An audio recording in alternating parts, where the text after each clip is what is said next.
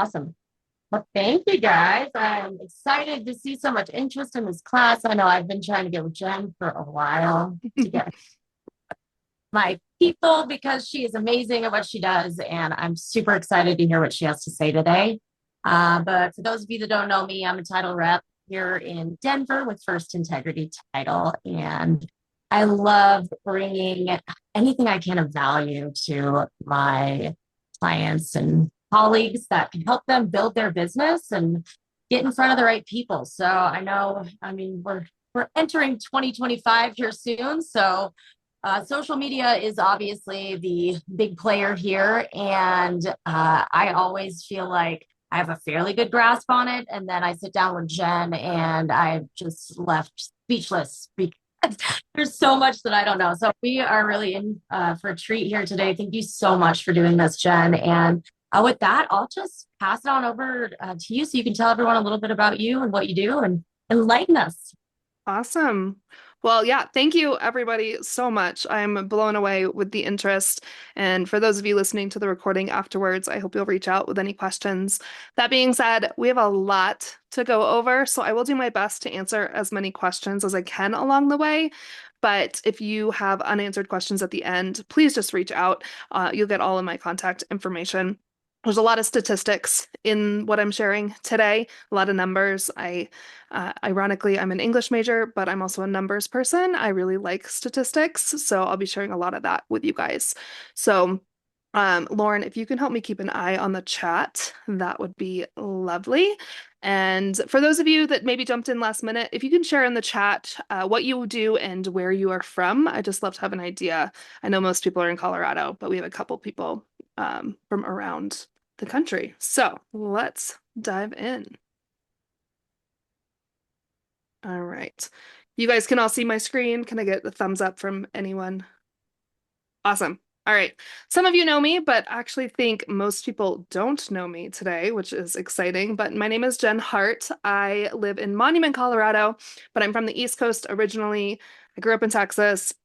As I mentioned, I was an English major, but I also have a master's degree in business with a concentration in corporate social responsibility. And somehow all of that led to me being a creative strategist for small businesses. So I help entrepreneurs and business owners take their big ideas and make them a reality. That can be as simple as coming up with a social media plan or launching your email campaign. Or maybe you want to launch a retreat or an event or anything in between. That's what I specialize in. I live in, again, Monument with my husband. We got married a year ago, just over a year ago. We have a 6-year-old daughter and a whole menagerie of pets that you will probably see pop up behind me in the next hour. And I also teach yoga here in the Colorado Springs community. So if you want these slides, there's a lot of numbers here. You can scan this QR code. It does sign you up for my email marketing, which like Lauren's going to give me the list anyway, but this will get you the slides if you want to be able to follow along. There are a lot of numbers here, along with best times and worst times to post. So it's definitely information that you might want later, either for yourself or if you have an assistant that does your social media. It's really useful information for them as well. So I'll give you just a second for anybody who wants to scan that QR code. It's funny, I shared this on social media this morning, and somebody told me that QR codes freak them out, and I laughed a little bit. They said, and I also learned that QR codes have been around for 30 years. They came out in 1994, but most of us weren't using them until 2020. All right, like I said, we're going to talk a lot of numbers today. This one is not surprising at all, but the most used social media platform is still Facebook, and it has been for a really long time, but they are seeing some serious competition. YouTube has always been neck and neck with them. Instagram is seeing a little bit of an increase, and of course, TikTok. I will say, I want to preface all of this. We don't know what's happening with TikTok in the United States. So we are going to talk about TikTok. I personally love TikTok, but do keep in mind, we don't know what the next couple months are going to look like. I personally think that someone is going to come out of the woodwork and save TikTok because it's kind of a perfect storm that way. But we don't know. Average time spent on each platform. This is huge. So 53.8 minutes is the amount of time the average TikTok user spends on the app every single day. That's a lot of time. And if you want to drop in the chat if you're on TikTok or not, just so I can get an idea. But TikTok is definitely the best algorithm out there. It knows what you want to see. And once you start scrolling on it, it is really, really hard to stop. YouTube is right up there at 48.7 minutes. I think a lot of this is because it's longer form content. Twitter is number 3 at 34.1 minutes, which is really surprising to me. I think that that is going to change for sure. Instagram, Snapchat. I do not use Snapchat for business. Snapchat is where people get pictures of my cats doing random things throughout the day, but there are people really successfully using Snapchat for business. Facebook stats. So 2.1 billion daily users access Facebook's platform. That is a 5.5% increase year over year. I'm not going to read all of these statistics for you guys. I know you can read. I'm just going to point out some of the bigger ones. But so Facebook's daily use has gone up this year, which a lot of social media managers are really surprised by, especially being an election year that usually sees a decrease, but we did see a 5.5% increase. India has the most Facebook users, and then the US comes in second with 194.1 million accounts.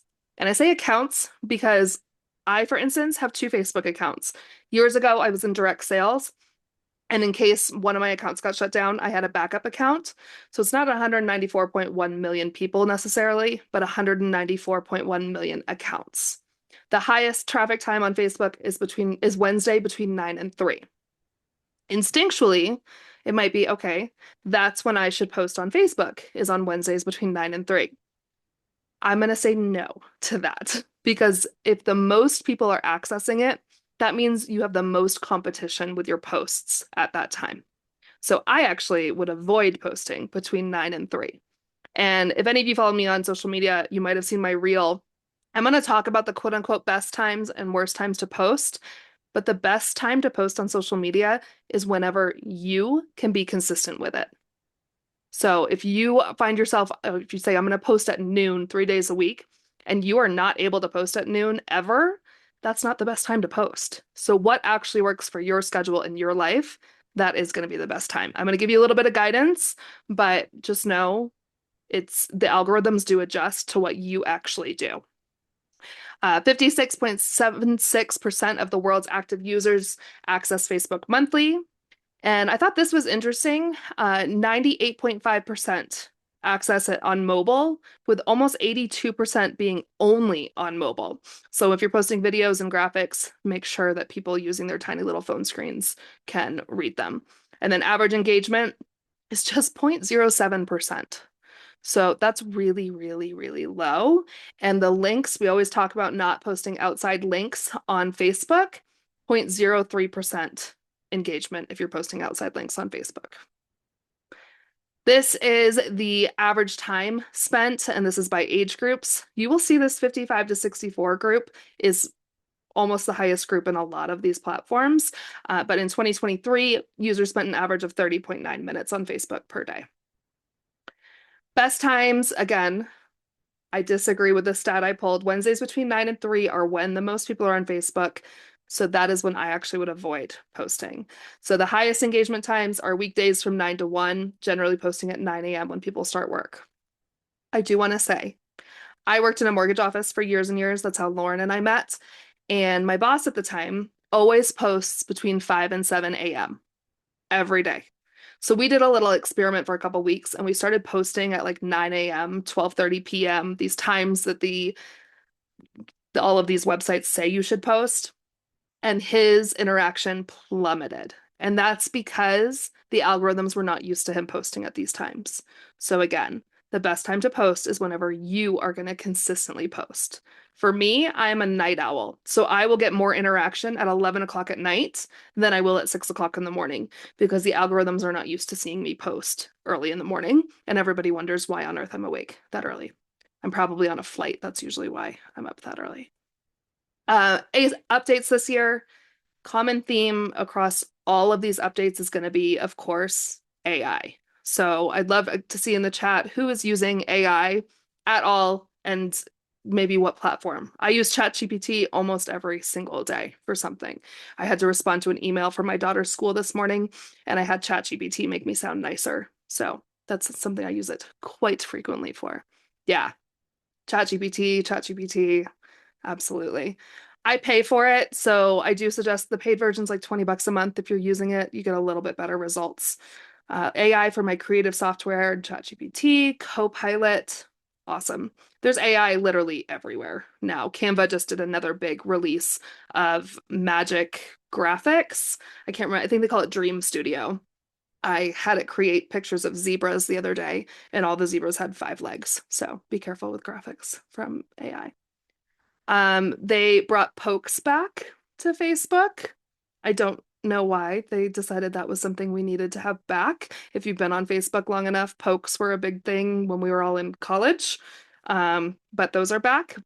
And then there's a lot of updates to groups. If you are admin in groups, you'll see a lot of options for like those group chats. They drive me crazy, all the group chats from groups, but they have expanded those this year.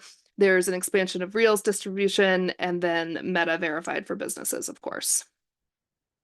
All right, Instagram. Who's on Instagram? I know somebody said they're only on Facebook. Who is using Instagram for their business? There's over 2.35 billion users worldwide for Instagram. I would say TikTok and Instagram are where I spend most of my time, and probably on Threads now too, which we're going to get to Threads, but I really love Threads. Reels will drive 22% more engagement than still posts. We all know the analogy that I give is all of these social media platforms are like kids on a playground, and we are a giant red bouncing ball that they're fighting over. So they all kind of do the same thing in different ways. It's just who has updated their tech the newest. Again, most popular in India, followed by the United States. And then in the US, 75% of people aged 18 to 24 use Instagram. And then that's followed by 25 to 30-year-olds. And yeah, feel free to drop your Instagram handles or any other handles, and please follow each other, support each other. I know a lot of you are in the quote unquote same industry, but abundance mindset, there is something to learn from everybody. So feel free to share your handles. These are the quote unquote best times to post on Instagram. If you want to take a screenshot, or again, you'll have access to my slides, but these are the times that supposedly get the best engagement. That being said, I saw somebody posted they just joined Instagram, maybe you start with these times, like try to post 3 days a week. I suggest a minimum of 3 posts a week to start to get the algorithm to recognize that you're actively posting. Anything on top of that is gravy. So maybe pick 3 of these times to start out with. If you are already established on social, keep doing what you're doing. Don't just throw everything into a blender and try these times instead, because it likely will kill your reach. If you are sharing your usernames, if you put the whole URL for people, that will help them be able to just click and follow you instead of having to copy and paste. Oh, I think we went backwards. All right, average time spent on Instagram. No surprise here, 18 to 24-year-olds. They were the most popular on TikTok for a long time, and then all of us millennials started taking over TikTok, and so a lot of Gen Z and Gen Alpha went back to Instagram. Jessica, this is a great question. She asked, if you've played with times and seen your engagement drop, what's the best way to resolve that? It takes just consistently going back to whatever time you want to be posting. I say give it 90 days before you change anything. So spend 90 days posting at similar times with a strong content plan, and then make slight tweaks from there. But give it 90 days before you decide to just throw the whole thing out the window. All right. Commenting on public stories. Have you guys seen who's using Instagram stories? It used to be that you could just send reactions or you could send a private message in response, but now you can actually comment on people's public stories. So like if I commented on one of Amanda's stories and then TJ went and looked at it, she would be able to see that comment live. So it's creating more of a community base instead of just personal messaging. Amanda said she's found 3 a.m. was a strong suit for her because apparently a lot of people in the UK follow her. So that's something to be said too. I'm from Maine originally, so I find that if I post more on Eastern times, that I get more engagement. This was a big one. Carousels expanded to 20 slides. So if you don't know what a carousel is, that's a post that has multiple graphics or videos. That's something they changed too, is you can combine still images and videos in your carousels. And it has been limited to 10 forever. And they finally expanded that to 20 just in the last couple months. They've also released notes, which notes remind me of if you were on AOL Instant Messenger in the early 2000s and we all had our little status updates. That's basically kind of what notes is. It's where people are like posting little tiny messages to their following. Only the people that you follow back can see your notes unless you have a business account. You can edit your messages up to 15 minutes after sending them. I personally just send a second message correcting my typo, but if it's a professional message and you want to correct it, you have 15 minutes to do that. And all videos are posted as reels. You probably know that already. So basically, even if you took a 3-minute high production video and you post it to Instagram, it is technically a reel. That being said, it gets killed in the algorithm. So my suggestion is if you are posting videos to Instagram, stick to that 90-second. All right. I don't know why my Canva keeps wanting to go backwards. You can now pin chats in your inbox. There's a lot of AI updates, stickers. You can even like create a little AI avatar in Instagram now. They're testing out locations and they're testing out Instagram groups, which I think is really fascinating. So you'd be able to join a profile. So let's say Denver Realtors. Let's be real, that'll be one that people establish really quickly. And if you joined that profile, it would be a feed of posts that only people that joined that Instagram group could see. So that being said, those of you in real estate, keep an eye on this because if you can establish those groups the fastest, you're going to get a leg up in this. So whenever those Instagram groups roll out, I suggest jumping on them, even if you're not sure what on earth to do with it yet. Go and grab the group name like Denver Realtors or Castle Rock Realtors. That way, nobody else can get it because you know it's going to go quick. And then they are rolling out scheduling directly through the Instagram app, which is going to be huge. We all want to be able to schedule out our content. And right now, you could use Business Suite, but they are rolling out being able to actually schedule from the Instagram app. Any Instagram questions? Do you recommend paying for ad time on any of the platforms? It's an interesting question. I actually hate Meta. I think it is a necessary evil for all of us that have businesses.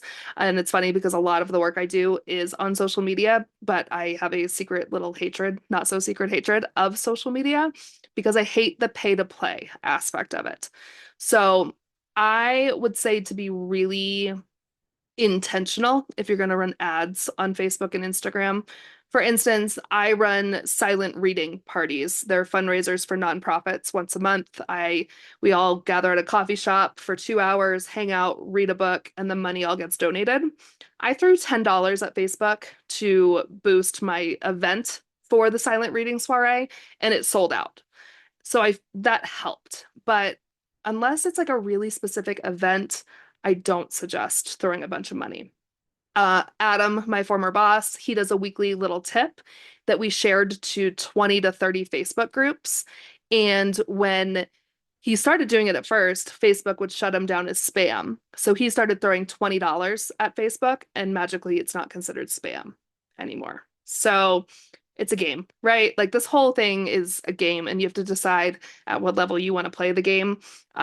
So if you're hosting, like Kim, tell me again what you do for work, but if you're hosting, let's say a client appreciation or a community appreciation event, or I know there's like LOs that will rent out a movie theater for a community appreciation event, I might throw a little bit of money at Facebook to boost that. But a general like housing listing or something like that, no, I don't think it's worth throwing the money at Facebook and Instagram to boost that. Karina said, how do you get your whole town to move to Instagram and stop using Facebook and Nextdoor? Karina is in the Tri-Lakes area with me, and yeah, they love Nextdoor around here. That's for sure. Kim said, getting volunteers for beta testing. I would consider running an ad for that, Kim, because that is something very specific and actionable. You're not just asking them to share a listing for a house. You're asking them to sign up for something specific. So that is something that I would consider throwing a little bit of money at Facebook for. Who's on Threads? Is anyone on Threads? I love Threads. It has been out for a year. And again, little kids on a playground and the big brown bouncy ball. Threads is Meta's competition for Twitter. I will say the interactions I have on Threads are some of the healthiest ones I have on social media. So it launched in 2023. It had 100 million signups in the first 5 days, which is absolutely unreal in the social media world. If you have an Instagram account, you have a Threads account. You just have to claim it. So if you download the Threads app on your phone, or you might be able to do it from desktop now too, you can automatically set up and it links them together. A couple things I want to make sure you understand here with Threads. I made a Facebook post about this, but they're really pushing Threads right now. So I found out that even my posts on Facebook that were set to friends only were being automatically shared to my Threads account as public posts. Most of the time, I don't care, but there are pictures of my daughter that I don't necessarily want shared publicly on Threads. So make sure you check your settings to make sure things aren't automatically being shared. Threads is super laid back and people are so nice. So I guess I'm announcing this to however many of you are in the room, but I'm starting to write a novel, which is crazy. And I posted on Threads yesterday that I'm going to start writing my book. And that thread got over 1,000 views, and I had 20 new followers and just an insane amount of reach. And everyone was like, the universe wants to hear your story. Share it, share it, share it. And people are so kind. So if you want a happier place to be on social media, Threads is where it's at right now. That will change because it always changes. Yeah, that should say Twitter competitor, not Threads competitor. Cross posting, like I said, it's up to 500 characters, but you can also share photos and videos on Threads too. So if you're creating Reels, TikToks, YouTube Shorts, you can also post them on Threads. I just did that for the first time this morning, so I'm not sure what kind of traction that will get, but I'll report back. So it features a chronological feed, but you can also, like I tagged writers of Threads or something like that, and that algorithm is really well done. So set up Threads. All right. TikTok. So, social search users. This is a really interesting statistic. This is how many people used the search feature on these social media platforms. Obviously, YouTube is still through the roof. I thought it was really interesting that Pinterest and LinkedIn came in second and third. I only use Pinterest to look for recipes, but there are a lot of people that are still using it for business. And yeah, I mean, Pinterest is another happy place to be, I feel like, in the social media world. And then Twitter, Facebook, TikTok has dropped a little bit on this. I will say in 2021, TikTok.com was accessed more than Google.com. Again, we don't know what's happening to TikTok in the next couple months. So definitely don't just do TikTok. But if you're not doing TikTok, I would suggest checking it out. There are 170 million US users. The adult users spend an average of 53.8 minutes per day. But what's nuts to me, the global average is 95 minutes. So globally, the average person is spending an hour and a half on TikTok every day, which is unreal. They upped their video limit to 60 minutes this year. And I remember when that happened, I was like, who the hell is watching a 60-minute video on TikTok? I am watching a 60-minute video on TikTok. That is who is doing it. But I have a podcast, and the only long videos I post to TikTok are my full podcast episodes. And they don't get a ton of views, but they get 200 to 300 views a week, which is a nice chunk of people that are sitting there watching these longer form videos. So if you have any longer form content, like this webinar, the recording, I could technically post to TikTok if it's under an hour. The top age group is, of course, 25 to 34, 55% female. This is the big one, though, guys. So if you remember Facebook, the average engagement was 0.07%. TikTok's is a 2.65% engagement rate. That is significant. So a lot of people have a lot of hate for TikTok. I think it is an incredible platform from a technological standpoint. They started collaborative posts. Instagram's been doing collaborative posts for a while. What that means, so let's use my podcast as an example. And I'm just going to pick on people that I know that are in here. But let's say Karina is a guest on my podcast and I post an image promoting that episode. I could tag her as a collaborator on that post. If she accepts it, then it would show to her feed like she posted it, and it's going to post to my feed like I posted it. It's really great for getting more eyes. TikTok has rolled this out as well, but you can only use it 4 times a month. I like that because then you can't spam people by just adding them as collaborators. They put a limit on it. Up to 60-minute videos, which I already said. You can schedule videos out on TikTok now on desktop. I've heard some people can do it on mobile. I can't. I would love to hear if anybody else is able to schedule from mobile. I can only schedule desktop still. And then TikTok's editing features are the best out there. I mean, we used to have to spend hundreds of dollars on video editing software. You can do almost all of it in TikTok now. YouTube. YouTube's not going anywhere. It's owned by Google.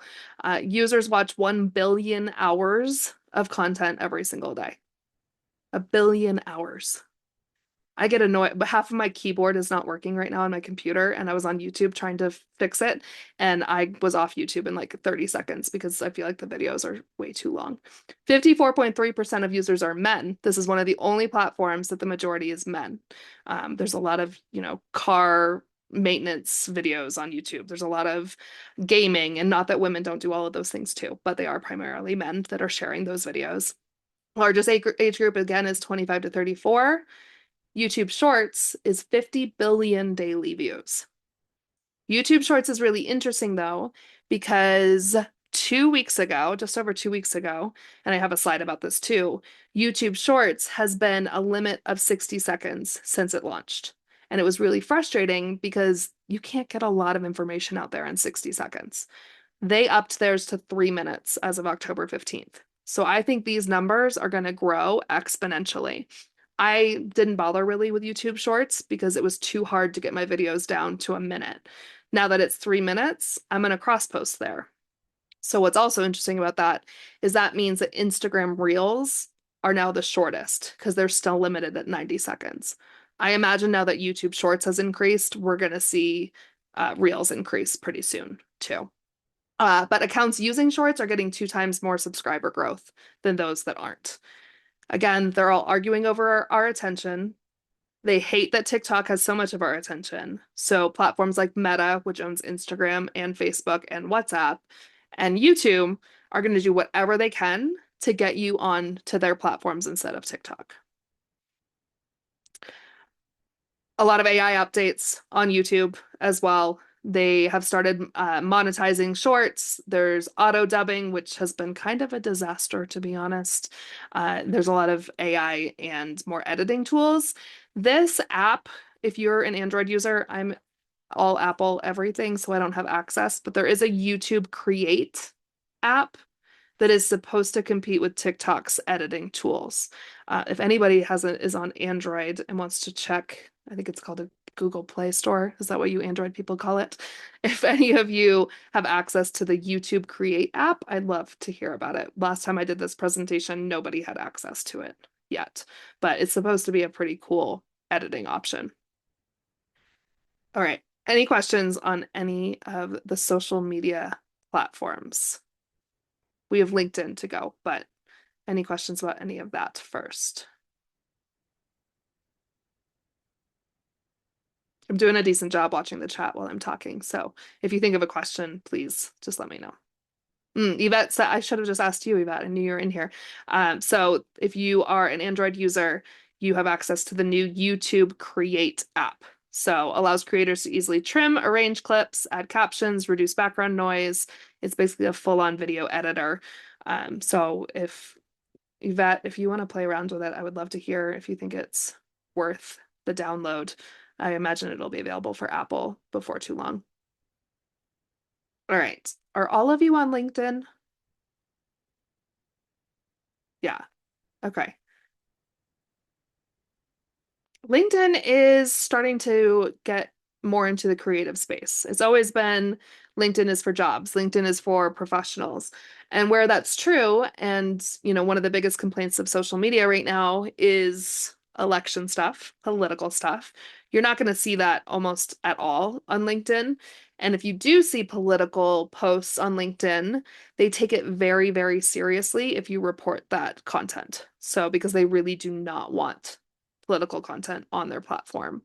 Karina, you and I could probably brainstorm ways that you could use LinkedIn. There's 49 million users looking for jobs through LinkedIn weekly. Facebook got rid of their jobs platform. Some of you might remember you could go on your business page on Facebook and you could post a job posting. It's actually how I found my last job. They took that away a couple years ago. So that ironically, drove more people to LinkedIn. And at one point, yeah, most users are 25 to 34. That's Gen Z. So Gen's and a little bit of elder millennials. So it is not, just the 55 plus crowd hanging out on LinkedIn. So if you are looking to expand your team, if you're looking for even virtual help, or if you're looking for fractional help, you can find it on LinkedIn. 16.2% of users are active daily. This is another one that is primarily male, 56.4%. And 40% of B2B marketers say LinkedIn is their top social platform. So if you're in a B2B situation, you should be using LinkedIn. And sessions are up by 11%. That is largely because the younger population is coming onto LinkedIn more and more, looking for jobs especially. So make sure you're not missing out. Did I miss a slide on where? So Jessica asked if she missed where the people 30 to 60 are. Facebook was the 55 and up crowd, and the rest of them are pretty much 25 to 34-year-olds. They are the most active across almost every social media platform. This is the quote unquote, I'm going to call it the most active times to post on LinkedIn. It makes a lot of sense to me. Monday and Tuesday, if we're talking professionals, they're diving into their week, they're getting caught up on emails, they're doing all of the things that come about. And then by Wednesday, maybe they're a little bit more distracted at work. And Thursday and Friday, they're on social even more. I will say personally, for my clients that I do social media posting for, we tend to avoid Thursday and Friday because I don't get a lot of traction on LinkedIn on Thursday and Friday personally. I'd love to hear anyone who does get traction on those days. And Jessica said, interesting. What does that tell us about those aged 35 to 55? Yeah, it is interesting, especially because stereotypically it's millennials on social media, right? But a lot of people think millennials are still in their 20s. I am smack dab in the middle of the millennial generation, and I'll be 35 this year. And I think for my age group, I think a lot of us are just kind of over social media. We're really over it being all ads. We're really over people presenting themselves as salespeople instead of human beings. If you follow me on social, you'll see I coach a lot on showing up as who you are instead of what you do. For instance, I mean, this presentation is a great example. I was like, oh, maybe I should dress up. Maybe I should. And I'm like, I don't dress up though. I'm a hoodie and leggings girl. What you see is what you get. And that's who I am on social media too. So, and that's why we're going to talk about email marketing. That's why the second part of this presentation is about email marketing, because I think you're going to start to miss out on a huge chunk of the population if you're only doing social media. All right, updates, a lot of AI. You might notice that on LinkedIn, a big update. So, when you're scrolling on Facebook and it'll have suggested reels that pop up in the middle of your feed occasionally when you're scrolling, LinkedIn is now doing that. So if you'd asked me 6 months ago, I would have said that video is not doing great on LinkedIn for my clients. It's not flopping completely, but it's not doing fantastic. I've seen a big shift in that in the last 60 days or so, because LinkedIn has started strategically placing video content through people's feeds. So if you are creating video content, again, you might as well post it on LinkedIn. Even, Karina, for the salon and boutique, I would still cross post it, because there's going to be that person that has a job interview and really could use a refresh before their job interview that might see it on LinkedIn. You never know. They're also testing a video tab, which would kind of mimic Instagram a little bit. And they also launched LinkedIn newsletters, and LinkedIn newsletters are getting really high open rates. Chris asked, you would post reels from Instagram on LinkedIn. I would. I honestly, I think There's a lot of people hanging out on LinkedIn now that are avoiding Facebook and Instagram like the plague. So I would cross post it to make sure that you're hitting them too. Some of the content is gonna flop if it's not business related, but I think creativity is starting to have a place on LinkedIn that it didn't used to. And we can thank the younger generation coming onto LinkedIn for that. They don't want to just see, I got the real estate award for 2024 or whatever, because they don't care about any of that. The younger generations really do not care about what awards you have. They want to know how you're going to help them as a human being.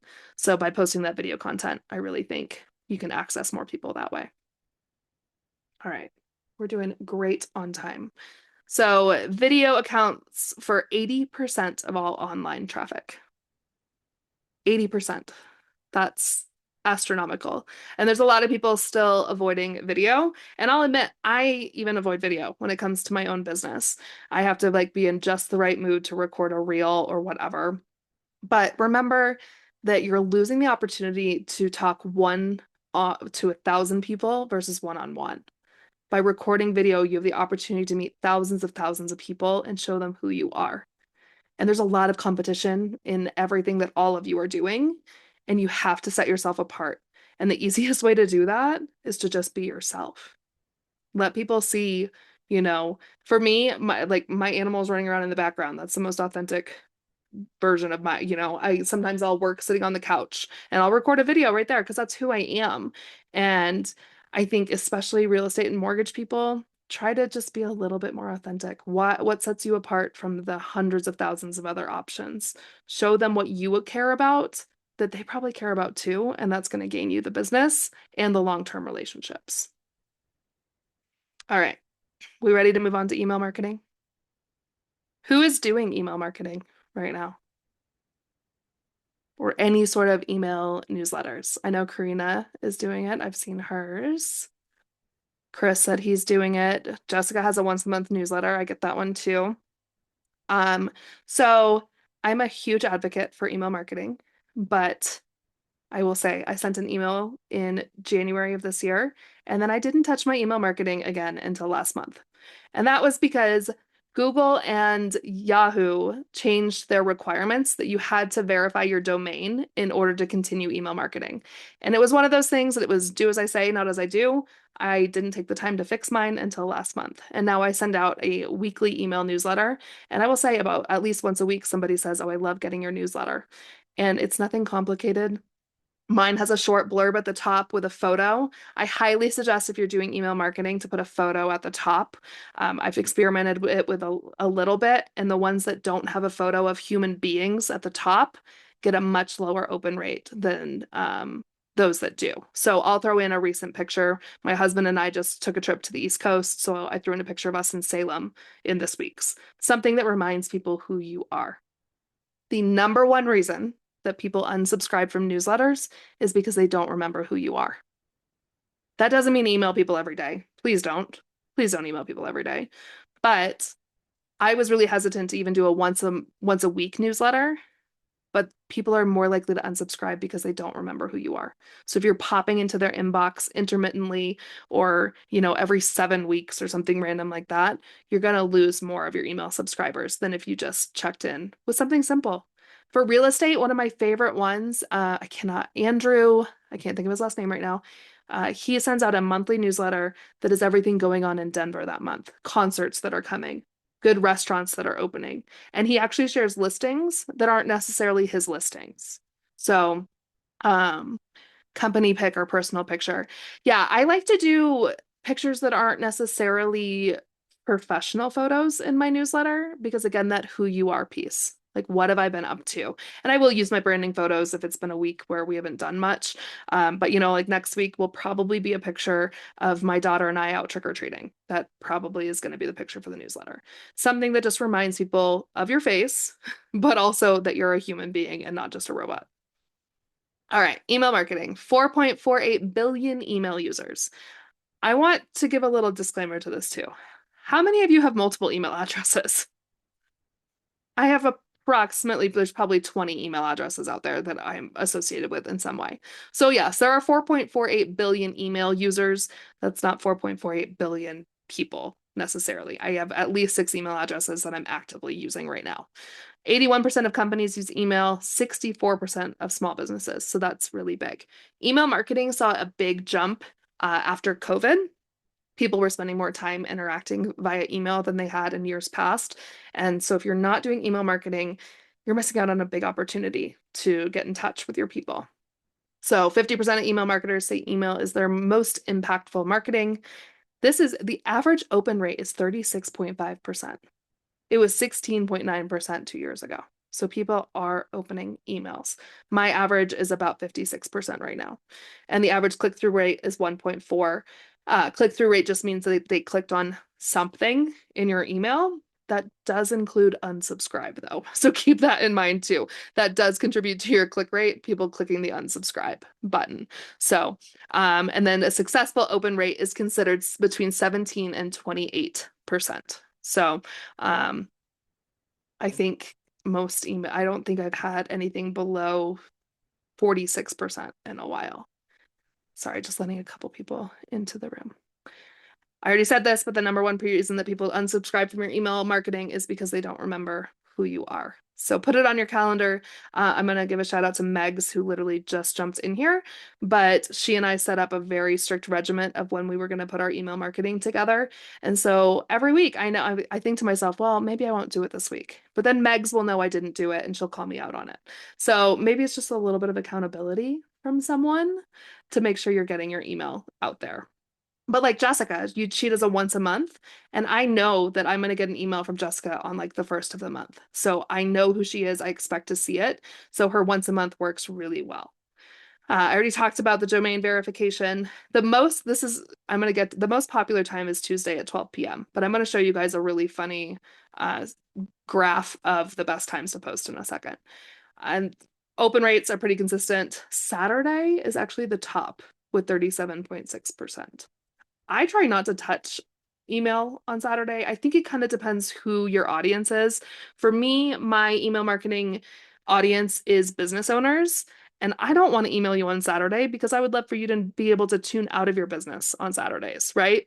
Whereas if you have a boutique or you have a shop of some sort, then maybe Saturday does make sense because that's when people are shopping. And then 88% of people open their email every day.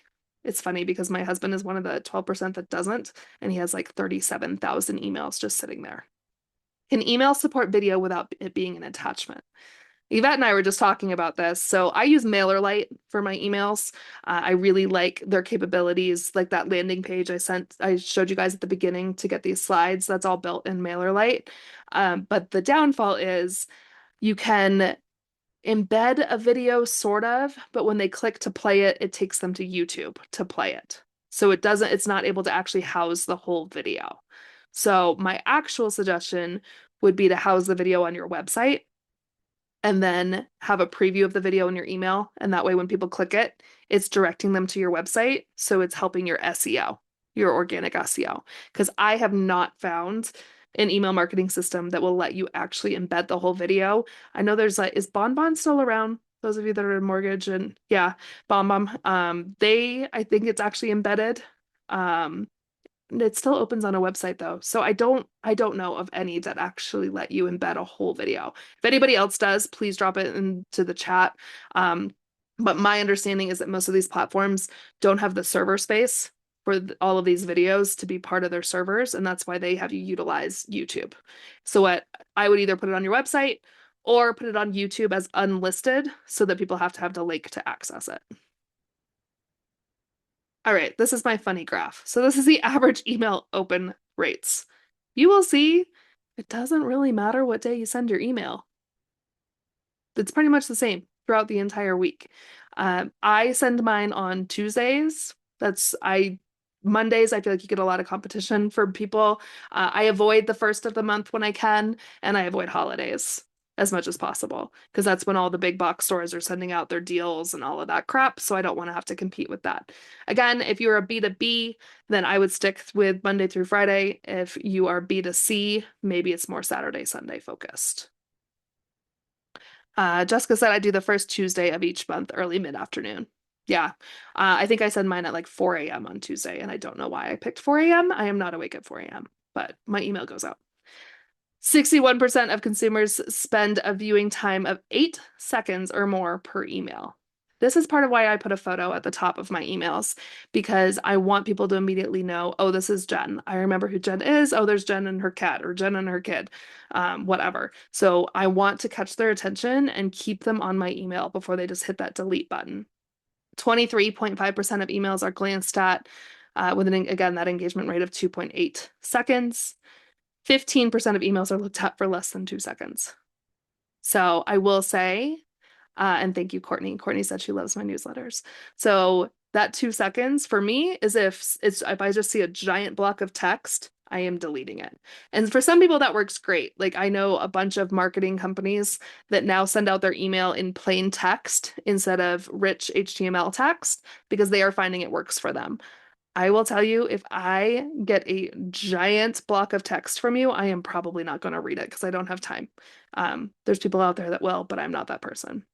41% are opened on mobile. This is really important. Make sure you are previewing your emails on your phone.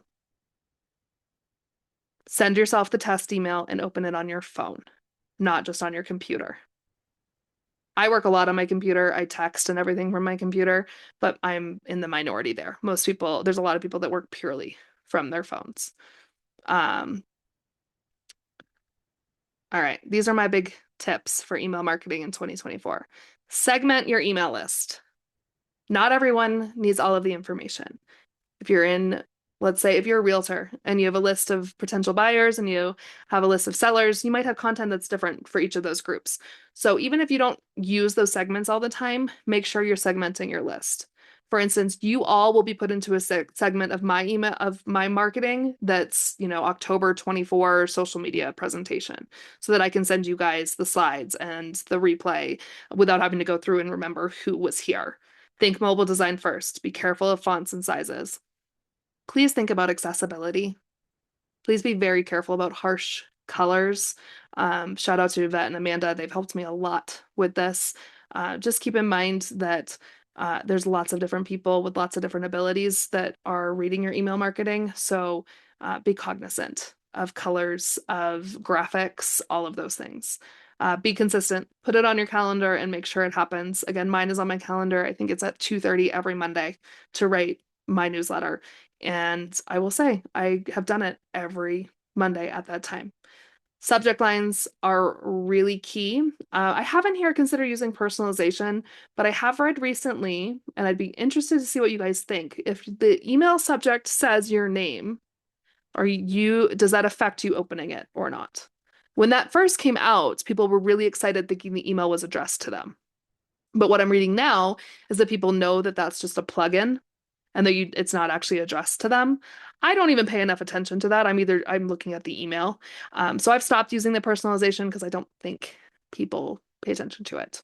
Again, coming back to accessibility, use alternate text on images. Make sure that people of all abilities can access them. Yvette said if it's in my inbox, I already know it's for me. Fair. Totally fair. But I also know, like, if a client's emailing me, they're not putting my name in the subject line, right? Like they're not putting like, Jen, I need to, whatever. They're just putting in a subject line. And have a clear call to action for all of your email marketing. Yes, it also does backfire when the name isn't properly in the system. And what I found with MailerLite is if I didn't have their name, so like for any of you that submitted that form today, it only asked your email address. It didn't ask you your first name. So then in the subject line, if I had it put for your first name, that would be blank and it would just have a weird blank there. So you're going to know that I'm trying to use that personalization and that it didn't work because I don't have your name in my system. And that's not because I don't want to know your first name. That's just because I didn't collect it. So I would suggest not using those personalizations. All right, before I go into more about what I do, and we've about less than 10 minutes left, does anyone have any questions about all of the information I just threw at you? 28 of you in here. That's so exciting. Thank you guys so much. All right, I'm going to keep talking, but if you have questions, drop them in. So a little bit about what I do is I help entrepreneurs take their big ideas and make them a reality. Again, that can be launching something big like a course, a retreat, an event, or it could be as simple as getting your social media really going or your newsletter campaigns going.